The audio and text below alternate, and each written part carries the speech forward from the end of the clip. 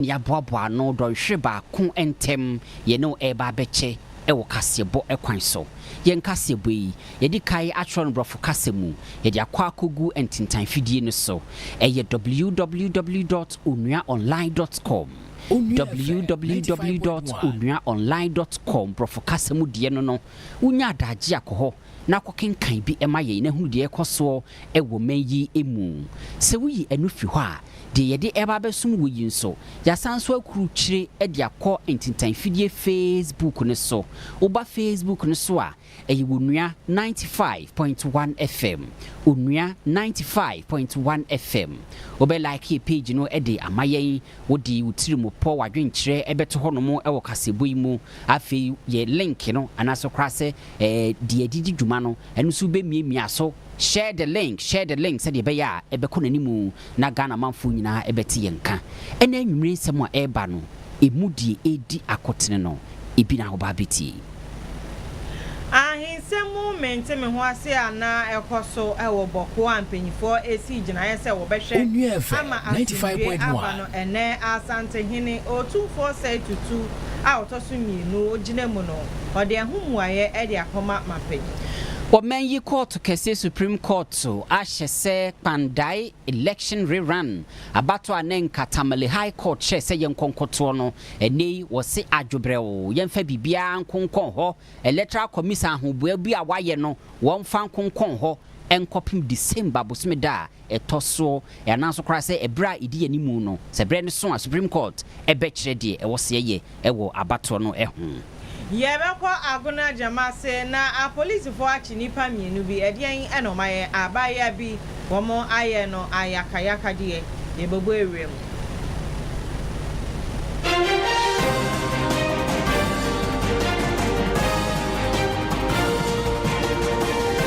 OBF 95.1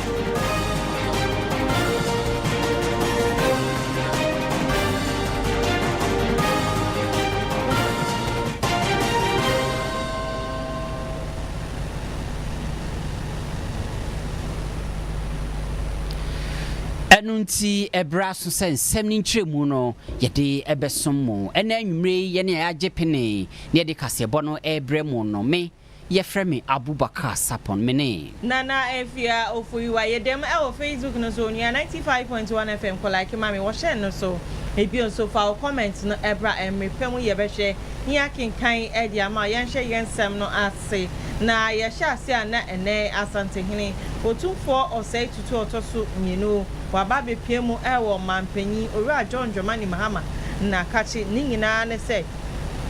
aya hinsemu entokwa 95.1 ene ne mpotemo no aya na eyade hadwin ye pa na beye enfie ahodo na se enfie twatwa so ni aban eko ene aban we ahwe se wombehwe ama asundwe edi aba na empanyifo esi ehu ginaye a ni nyina ekosue otumfo osai tutu ne na so na waye enhwehwemu wafrafenu se kusasifo mamprusifoɔ de ba ya na de ntokwa eba no wafro mu nyina eni oma kasa ni nyina ne se mpanyifo hwɛ se asumdwe ebeba enen sa nhwehwemu a otumfo ayeye ene ehu kasa ye nyina ode ehu report akwa kopie mu ewo mampanyi akache na yebekɔ honom na yeni yensentwe ni Kwame Asante miame Onua FM 95.1 ni akache sisi a na ni esi ye ni ekoso ewo honom waboyemu na ye nyina so ya TV nti Kwame otim ka ma akwa ba Kwame otim ka ma akwa ba yegusu ahwe se Kwame hello Kwame otim ka ma akwa ba Portia Kwame na minimze wo mampanyi akache de akoso wo ho boyemu e Well, Nina said the Beya asumdue betumi aba boko na aba preko pe na afei omanfo etiho ene o my Ghana nyina betumi enya asumdue no. And I'm so abandada etwemu ko na nadodan kwakufu ado aban epawo eye otumfo say to ya wotoso mienu asante hene se wonhwe na wonye ntemdinafo na wone afanu ni mienu a wotwe akọ ewo boko mpetemu ni na no entwetwe nkomo na afei asumdue entimi mra preko pe na enumu no Kofi Antoata no adware abam na nadodan kwakufu ado aban efi abanwemu o mampani John Dramani Mahama so ebaaye no wotokọ so ema otumfo se won tonko so ana woni afanu mienu eni nkomo se de ebeya asumdue betumi aba prekope na ene na otumfo osetutu ototo mienu asante hene ye enhyemu a woni afanu mienu nyina ehia ye mamprusi eni kusasefo ye wonom ewo boko enclave num ehia ye no watumi ede reporter wonom akuchi ni nyina ede egu ntwata so ede bedane omampani na enumu no otumfo ejina ne naso besisi maduanan ene akire ekenkan report mu nsem nyina ede kire Ghana fo sɛdeɛ ɛbɛyɛ a wɔkyerɛmu sɛ pɛpɛpɛ yɛ ɛne fan yɛ transparency betumi ayɛ adwuma na dan kwaba bi no ɛnkɔba sɛ obi ebɛka sɛ bi a ɔmampani ɛne na pamfo ɛna adane report na anaasɛ ɔmo de ɔmo nsa aka deɛ pɔtɔ kasɛm yɛfrɛ no doctored no edi enti ɛka ho bi ɛma ɔhempɔpɔ gyina na so bɛsɛ si ma aduanan ne akyire ɛkenkan report no mu ɛnsɛm nyinaa na ne nsɛm nyinaa ɛne sɛ wɔne bɔkɔ naba ɛdi nkɔmɔ afa asomdwe ɛnsɛm ho saa nso na ɔne nayiri edi enkomo afa asomdwe nsɛm ho a ahemfo akɛseɛ mienu nyinaa agye atum sɛ wɔn bɛhwɛ na wapene ama asomdwe ayɛ adwuma ɛwɔ bɔkɔ ɛne ne mpɔtɛ mu hɔ na metwa ne tia na meka sɛ na summarize no ne nyinaa ɛne sɛ recommendations ɛwɔ report no emu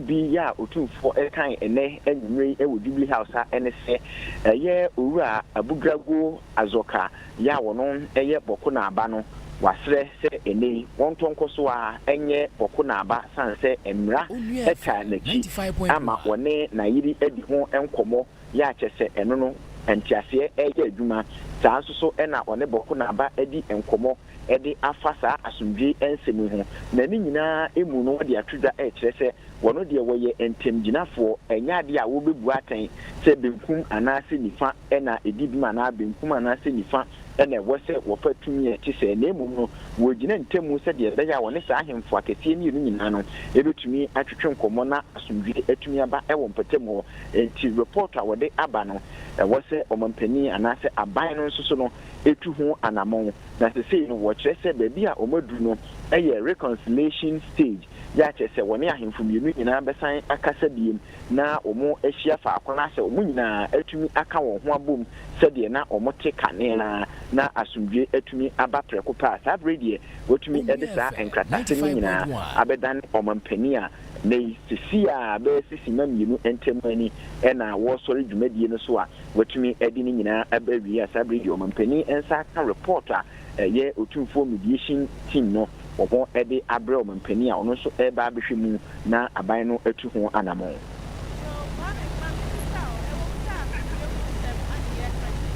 na usha empenifo yemia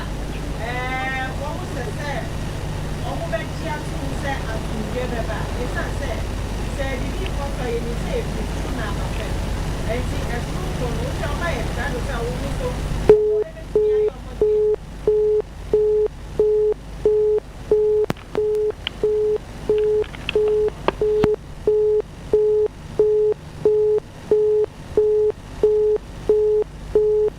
Onua FM 95.1.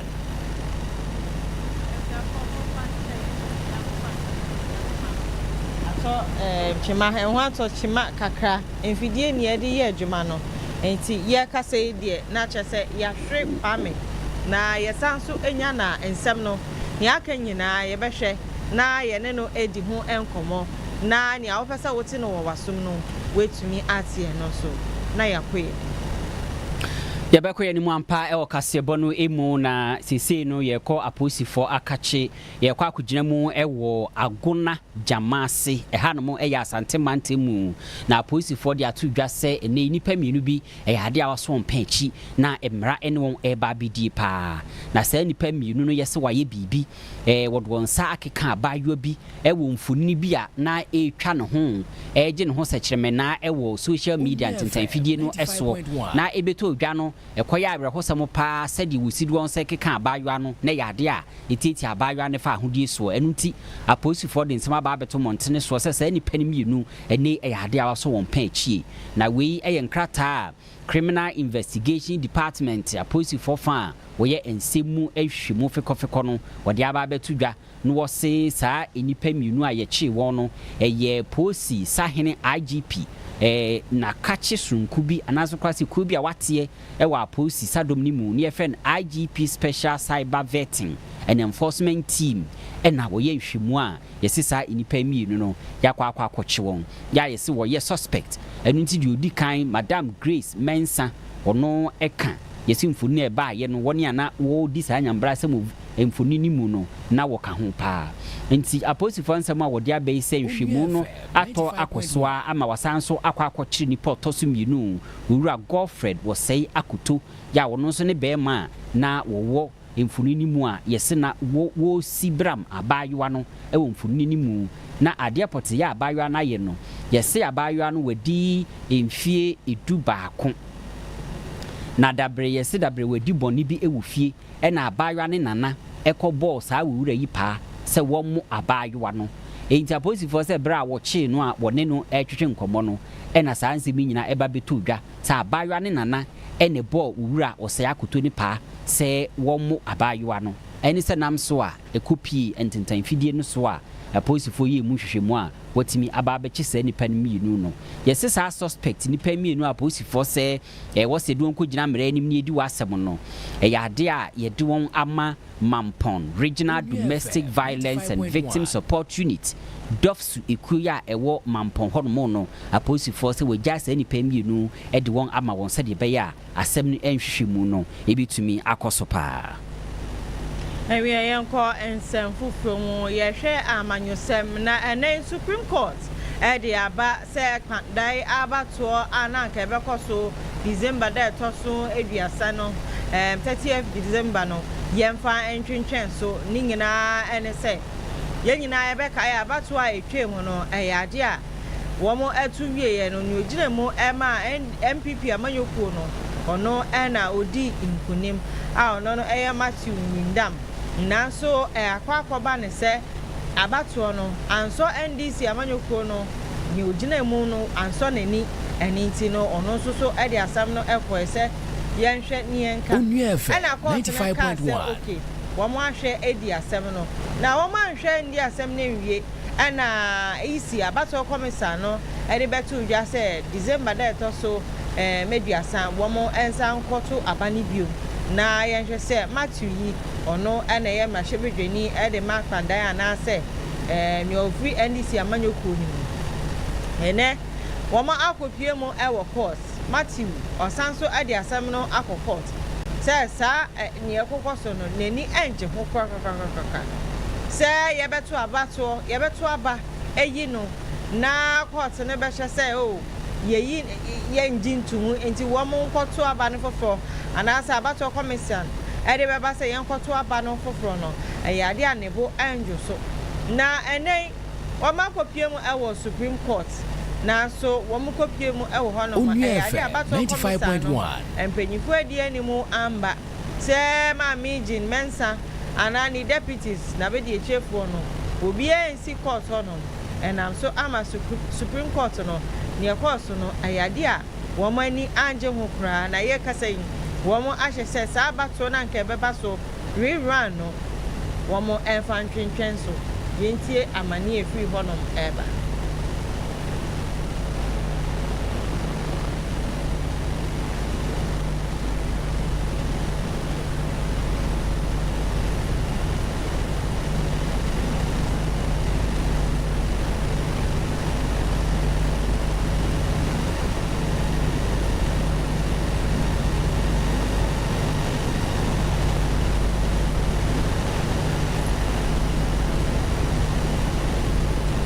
Onua FM 95.1.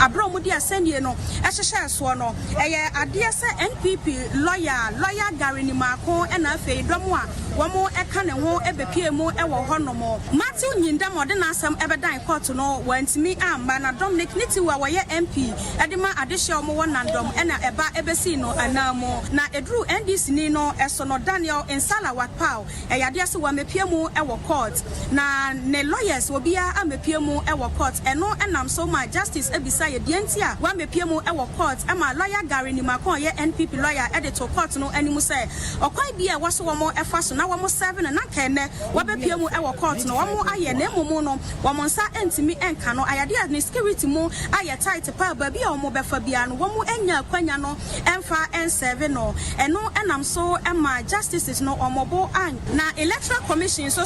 lawyer Justin Amenuvo eba ebepie mu ewo court a wono nko a ene eba ye nam bia amfree eye yisi akache ehonomo amba na eno nam so ema justice no womobo anyo so kra efri se womo ekire mo se dwumadie yi a eho ehia sei mo ye enhyehyeye ama no akoso na enne ana asem nie no ekoso na se mo amepie mu ewo court ane chese antwa yie na chese yense ntwani ekua sapoma ena wokopie mu ewo honoma bobo amanie no na enye no nko a eno kae eyade a o se judge for no so ahye owura Matthew Nyindam lawyer se womo enko sama NDC amanyoko no bi ogire mu se ono so yenko ne enkoto no so aba no yentie eno so ni fi honom eba na asanie no womo ede ahyase no court no ebisa yisi lawyer wo bepie mu ewo court say womo ewo contract bi a ebetimi alidi ade akọ NDC Daniel Insala Wakpao enchen ema yisi lawyer no ekire mu say contract de eyade se ebi ewo ho na momu no say womo ebetimi enya no anase womo benya no ewo WhatsApp no eno ne de wontimi enkire enam so ma court dem ho no mo ye he obi ase womo ehwa so womo be send ni momo no mo send ni momo a ebekwa na momo no emu no na honorable Habib Idrisi ya waye MP ewo eye Tolon eye first deputy minority whip Sunday momo 500 cedis ema momo no ekoye edin a ebaye eye Daniel Insala Wakpao ya ye ka no eho asamuye ema justice ade ne judgment ebaya wo chemu SS say no womo enhwe ese womo beye substitute service na womo akoye posting na posting no ba bia womo enkoye eye Tamale High Court ehonomo district court so womo enfa bi enko ena afei ne WhatsApp so number na eye lawyer Gary Nimako kasi wo wono send ni momo waso ema no ekoye no womo enfa service no ebi enfa ho fe ni fie ya wode house number no etu dwa so no omo enfa bi enkobo honomo enfa ema womo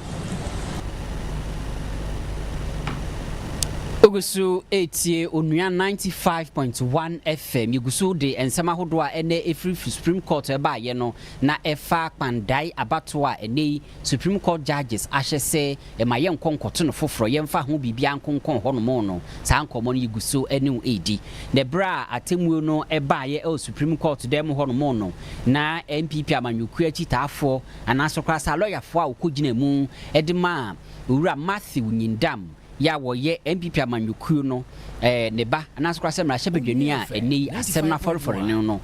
na lawyerfo no okugina mu ho no mo pa enu nti opanyi ba kwa no kan lawyerfo no ho enkane nkutahudie esoafo former minister for information ewo omampenye Kufuado apenso Madam Fatimatu Abubakar na wokan lawyerfo no ho na woni ensentwerefo twetwe nkomo na woni yensemtwuni akua sapoma wotwe ben no eno busa nse bo aseni a aba anazokwa satemu a aba no MPP fo mu so musai eno wo se eye ne correct ya eno no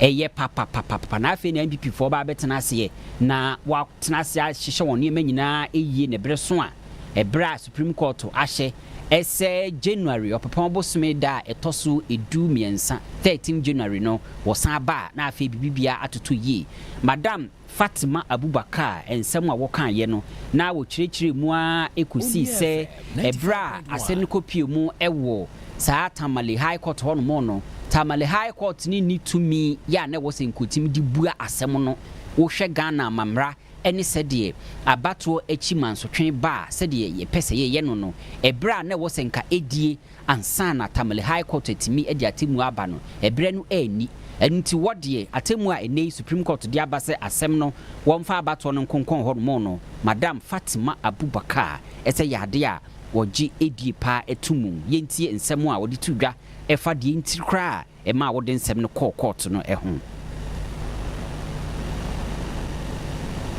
Ebra court no etsi nkonwa na odi asem no buaye against Honorable Matthew Nyindam no na court ni need jurisdiction if you say emra I want hyehyɛ ya ye de to aba ho kyerɛ say ye to aba wie na oye wo interest wa aba to no na emu bonyo so when nje the outcome of the election ho a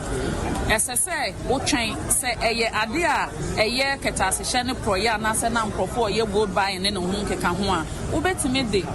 petition Abedan High Court within 21 days of the incident. Then so after any other matter, obo unju processes no so, obo unju results no so. SSA will train. Na Electoral Commission publish gazette notification through Assembly Press. Na asada nechino uwa within 21 days. So do Abedan Court no. Na oke asem we mu a ebra Honorable Nsala Wakal or the Abedan High Court no. Na 32 days after the publication of the gazette notification. Enti na HSA one file or file out of time and enye bra obetimi so they are invoking the jurisdiction of the court. FM 95.1 we enkane kutahudie soafo wo manyi mu Madam Fatima Abubakar ne numa asem no de atudwa no enkomo a woni yen ebo efa aseni ne ho no enya ade a eto etwa krasi si afise oguso kasa se MPP amanyukuo anaso krasi owura Matthew Nyindam ne fa de wode waye krado pa na atemu na aba no so wogitum ewo akomapem yensentie no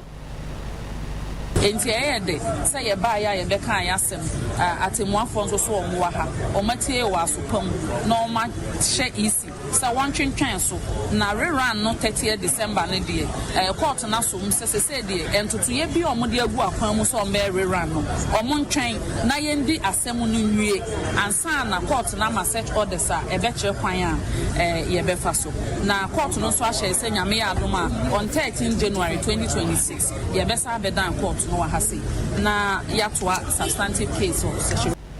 Madam Fatima Abubakar woye enkane information minister ura Matthew Nyindam a lawyer for no mami okahobi ye gusua ginemu awo kwandan sensem na efi se Supreme Court ede eba se abato eda yenim no ye mfa ntwentwen so no timemfo emu ache se eyomo de ana se womo eninji ho no womo achre womo adwen yenti ni womo kaye. This area is very volatile, and even during the elections in 2024, I mean, in fact, we escaped escalation here just by inches. I get what I'm saying. And then the waters sort of settled down. And now this rerun, what we fear is that it's going to stay the muddy waters, the muddy waters again. If we are to look at this election, we are to rerun. I'm happy for that because it will bring us changes and other things. It will bring competition between both parties. That will show that whether you really won or you didn't win. So this one is an opportunity again to us. The poll is already done. If only we were able to vote for NDC, these 4 years we have to see to also get changes in the town because your mama is working. And NDC, if we're able to work for NDC again, it also work then bring proper. And if he has suspended it or not, we say must, we need to vote. And the vote is the final judge. That will show whether he won or he didn't win. So that what matters right now is that the judge cannot decide for Pandai. we the people in Pandai who decide for ourselves. Well, we are the youth in Pandai, and with this rumors about the election in Pandai constituency, we are not really happy because what is happening currently is going to affect with the youth and the entire constituency of Pandai. So even if the court insists that we should do rerun, well, but now that they are bringing that they are going to suspend the election, that means everything in Pandai is going to be suspended. The MP has been suspended, our development has been suspended, and we the youth also, we have also been suspended. So what are they going to do for the constituency as a whole? There's nothing we are getting, because other constituencies, they are going ahead and we are lacking behind. Even if we change the MP, it's still going to be the same thing. So in my opinion, I wish like they should have just allowed the MPP candidate to complete the 4 years. Na she said to me, boy, be 95.1. And can or we think a young Janessa na Newtna so say MPP. Amanyo Kuni Munipano. On so 4 years, 4 years, no, every year, not to say. Mat to me, you before. Na a same way, so you have a human so near name Dr. Jonathan Asante Orchery or your political analyst. Yeneno ending come near me send near Cosi, ni Papa Moa, Anna Achiatia. Dog, what's in come our father? My voice, no way, good evening. Good evening, dog. My Bachayama, way, I only 95.1 FM. What's in me car? Matonka. Aha, but my voice will trick a I say, obey to me at Seneka. Na yen shall say, a idea ne Supreme Court no idea ba. Say Pandai rerun and Kayesha names ever cost. Onua FM 95.1. Na dog, what's the same way? Uso Musing. You know, I say, Mintia, but here for no chef in your brain. A deacon, you know, I would say it's not this as part of the profile. I mean, only the podcast analyst. I'm also the African Institute, Executive Director of African Institute of Strategic Studies. Okay. The woman say Supreme Court we run now. Na say a ban say almost share application na opening down lawyers it go to Jano. And I start appeal and I said the application for such a right. 95.1. Let's say you might as rerun on Fasodebia. And it's in the wisdom of the Supreme Court. No, Omuntin Transwana, it is a Mutin Transwa. And yet, Omu really on the matter substantively on the 13th, and I say whatever time Omufi say they are appropriate for the applications and all those things to be done. Then acquire Adaho. Apart from that, Omu make sure say the respondent, NDC parliamentary candidate na Awasabiano, and as a party, no, they should give them substituted service, which means it's a traditional service, means of serving the person, and as a group, and of course we have to use other unconventional means which they know how to get those things done. Then it means that they have been served. So on that day, everybody will appear in court and listen to exactly what the Supreme Court has to say on the matter. Now, and also so I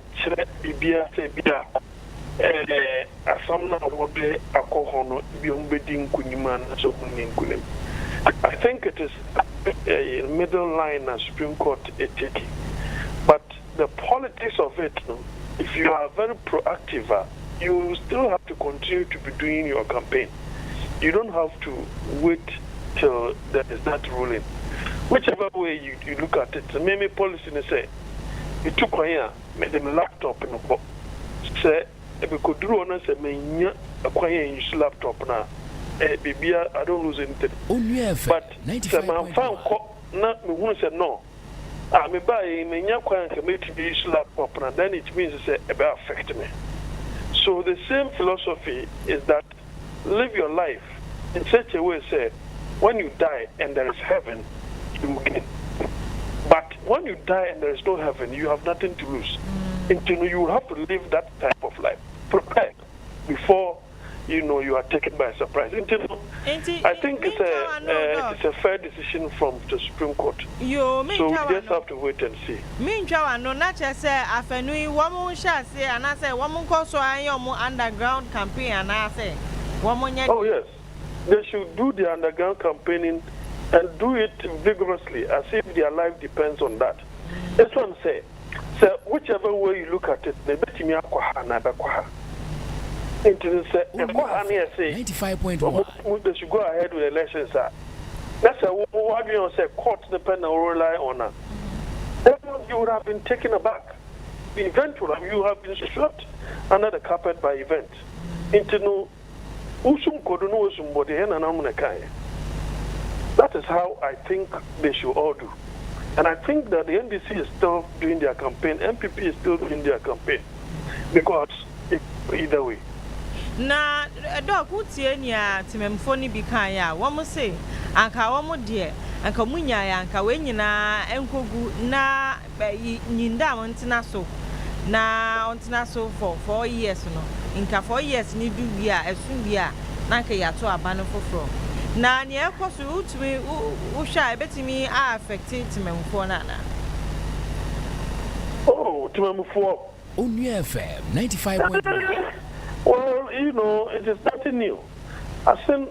North, they suffered a similar fate. They went through the mill and then the process, they got their MP back. If that is what God wills, there is nothing else that you can do. But of course, you also have to put in a lot of hard work. Politics is competitive. Near one who see and work down or something, prince or something work down or something of that sort. He also spent money. He also has a support base. Opinion in that, he has a support base.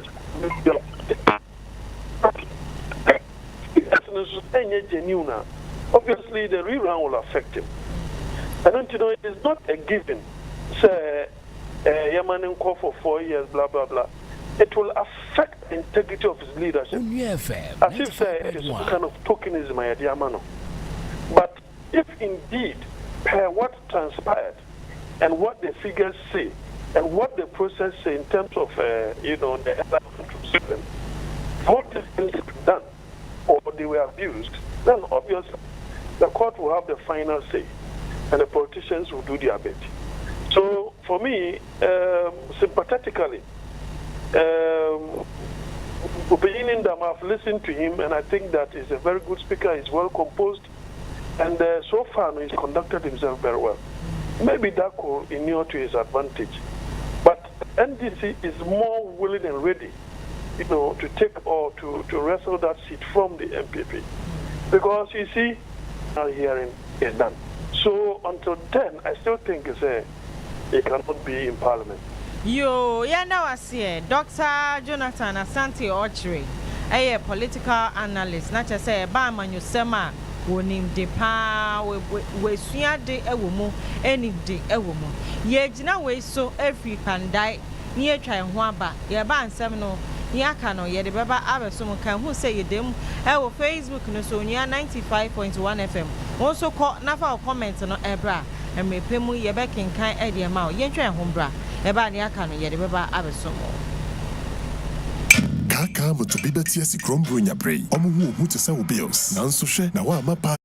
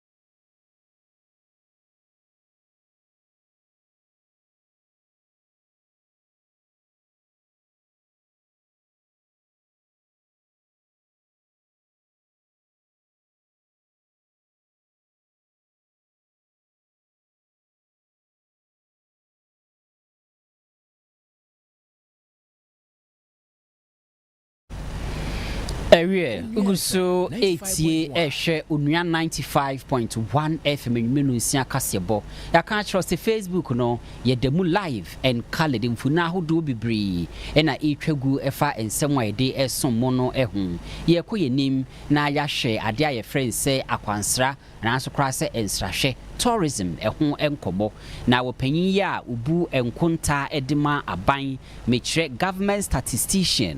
Dr. Al-Hassan Idrisu eni etwetwe nkomo pa ese hwehwemu a waye ne ekire se yade a de friend domestic tourism se ye tu anamon ewo menye mu efri bia baako akọ bia baako no yade a akọ nenim na wo kire se afi 2023 no empanimfo eye enhwehwemu ya eye Ghana statistical service hwehwemu a wo ye no de aba betudwa ese enipa twitwiri di anazo kra se sa akwantu a ye tuo obi firi ni fie akọ akọsra ni nua na damfo obi ekọ eyi na wosan so abaninchi saada no a ye friend say same day visit no opanyini se nhwemu a waye kire se ekonenim wa afi 2023 ni mu a ekogina ebupen bese papipi ensia ene echirepo ensia 6.6 million domestic same day visit ya eno no yesisika twitwi dia wo manya free mu no 1.83 billion ewo afi 2023 no enko emu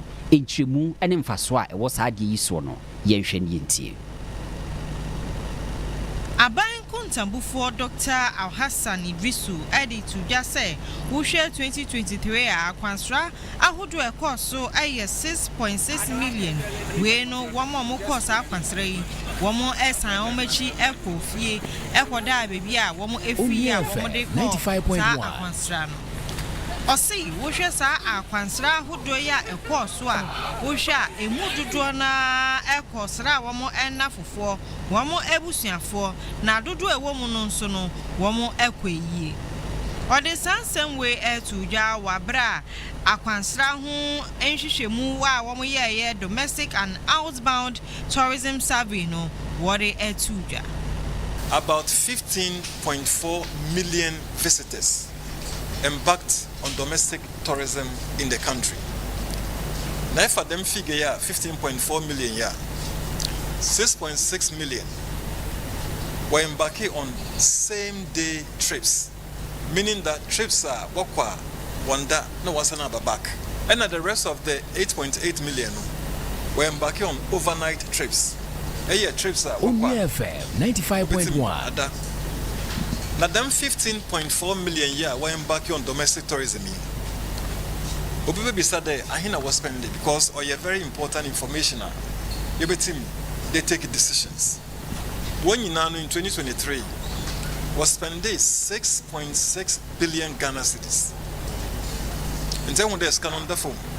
into a sector beer or the ye. So I can say. Wo share one ya womo etumi etu kwan e wo manmu na womo koda ho se eda ba ko ana se echire no ni nyina na ye 8.8 million out of the 6.6 billion was spending war sector no mu 1.8 billion ye wana we same day visits na 4.8 billion ye wana we 95.1 another revelations so yenya from yesterday no trade one na why embarking on domestic tourism why largely youth are one age in year between 25 to 44 years, meaning that they are those who are in the economically active age group. But you so there one na work domestic visitations in fact mba doso kakra sen mbema Erunti openya obu enkonta edema abanya ye friend government statistician ura Dr. Idrisu Al-Hassan enu asem ye dia todwa no a efa enkontabuo anaso krase hwemu a enkontabufo aye efa anamontuo ya manfo etu wo meyi mu ehun nsem ne de atodwa no yenko yeguso ejinemu ewo akwansra ho nsensem na Ghana Statistical Service GSS wode ato aban no enim se ya kwan ahodo no wo monhwe na wo munsiesie no ni nyina ne se wo se akwansra ho sema aban ne se wo share afashe any 95.1 amamre any amanie say ye sinkonya ye bodero anase baby akwansrafo wo mo beda any nyuma hodo a ka ho bi no ade ani nyina ka ho bi na esipeye aniti wo se wo mo etumi di sika hyemu se na ba ya beboa ama woni a wo mo ekọ akwansrai obia ho ebe hinhan Dr. Hassan Ibisu and in same way everywhere. Taven also shared that the main means of transportation or a true road. Now, usually people use buses, minivans, and then trotros. This is a road that you use for domestic tourism. On Abentina, Yanshe, na domestic routes, Yan Papa Pana, Krofuntiminye, more domestic travel. Entina, actually, some of the programs are like the Big Push program or involve routes or within the context of this study that we have done. Aban Kodo now improve the quality of the road, but also or there not signage. Rest facilities are like it to corner everything rest or to Ibanezin and Zama. Now also standards are Aban they improve the transportation network and related activities in the sector and also they improve now. Dr. Hassan Ibisu, a government statistician, not as a bank kuntabuni or no, and I would say or say or say a constrani dear or my Ghana a idea cosopa and tia bino and chanini and share Sanabaya Sika Yenya woman. Onua FM 95.1. Ewe yenko Upper East Regional emu na adia ye friend say maternal deaths. Nanso kra se oba beko awoso yese bibinti ebia we free mu anase bia ema ene mofra apomudne ho nsem kan nyina ebomu a eho ensem no eyade a etoda edi candidate pa na esisa maternal deaths no eyade a etete wo mai Ghana ewo empotamo ahodo obanyem akwa awoso bibinti wewu ene ade a eyade a eye ahodwiri pa na akokopie mu ewo Upper East empotamo ho no mo ampanimfo asori a wo ka eho ensem na ensem no nkyiremu ankasa no mpanimfo ya wode nsem no ebaaye no wode emu nkyiremu esomye yentie.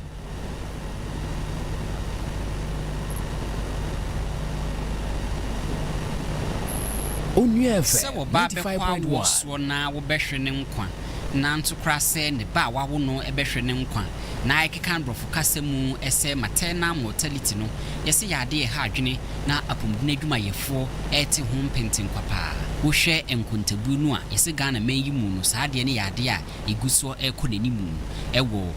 oman no mpotemu bebre ukopie mu ewo Upper East mpotemu ho no a yese ho so yade a ekoso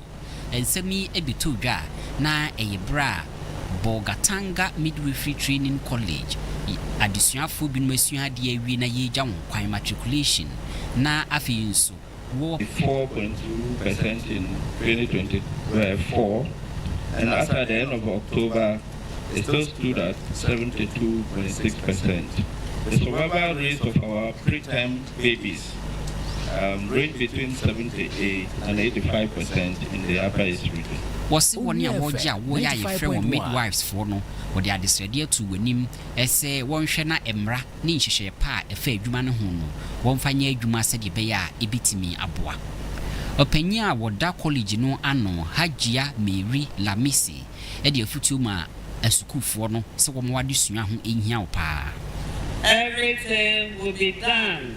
during my tenure to increase infrastructure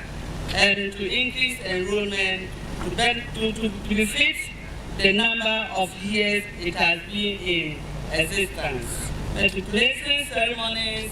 have been held for freshmen admitted. Na legbetang enso ekasaye say eba awogie ehu adesua ya eye midwifery no a ya na akoye eba nko a enunti emema nso ema wo hu modene no mfa wo hu enhyembi. I would like to appeal to you once again and say that I doff my heart out for you. Those of you who have chosen to become midwives, try as much as possible. Those of you who have chosen to become midwives, try as much as possible to train yourselves well and make sure that you support us as we grow. The selection that you have picked, almost all the 200 people or persons or students you have picked, not a single one is in the world of equality, and then I want to wish and pray that you give opportunities to the male counterparts. Onua FM 95.1. Na yanko ensemfu from Ghana Mine Workers Union NNA womo akwa ye yekire ewo BCM Company Limited ni nyina ne se womo se beye bosomi be du ntam yi sika na ewo se womo ni oma ye adwuma nti omka no sika no embedu yi oma kasa na so womo hu ni se ankosi aga na enei ekoyi mpanifo e dia tudwa se womo ma BCM Mining Company ena kakre bi pe womo si December 19 se womo hwe no man fo musika ama omo a ene ombe ye de womo a de baba betudwa na ni nyina ne se womo so omo ni omo ye adwuma anke wo se sika bi wo ha womo de momo na so omo atwe ho amada Onua FM 95.1. No, Ghana Mine Workers Union General Secretary Abdul Mumin. No, so waka. About 10 months ago, about the law. Your name or more SSA. The BCM here so OTI, your terminal benefits. Now, your terminal benefits, you know, a end of contract benefit and the redundancy package. BCM for 10 months now. Oh my being said. Nadia mo etia sadia no e how kese and the abra members for that matter no Ghana Man Workers Union yet ho abra your members omo ebre for that matter no and pay yaba the pese ye yi kese that yam fan chere BCM any go force any mining companies omo way in that we mo say near BCM e dey frem no enya dia ye no mo eya adwen for that matter no between and then Friday, your demand the then say BCM, ebetia yaka, no contract benefit, no, your moja, your brain, your dumading, and a yedinya sasikano, and for that matter, no BCM entering country, say, own dia. So, can you know understand between and any Friday, yes, expect to say BCM, ebetia sasikano. Now, your members, no, Sebi, bring up, Obia, etmidi bring. We bronya ba enu nti obia entimi eni bronya kasebo no yedi nyina ekọ akowie mu ewo Asante Achim North empesua no eso eho eye Asante Mantemu na ekuafo bi asori agina pa ese hanom no eye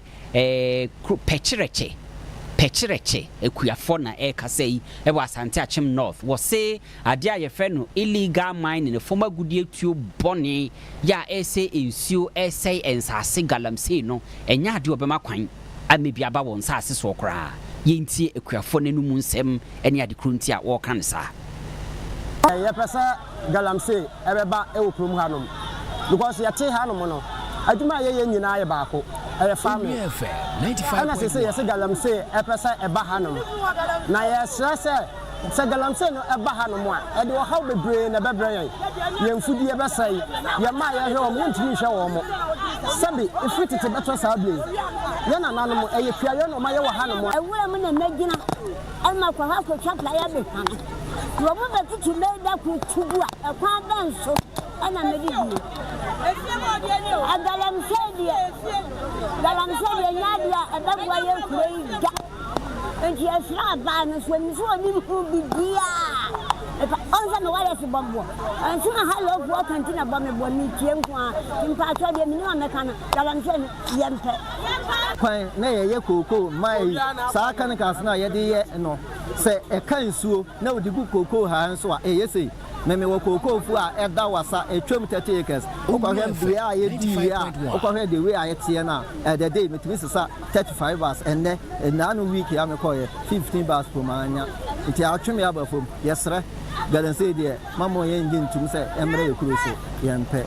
kuntra so ba ne se na otufo se yesre no a ba bom wase na ne nana e no mampani do mama yesre no do mama se ko se wunum ha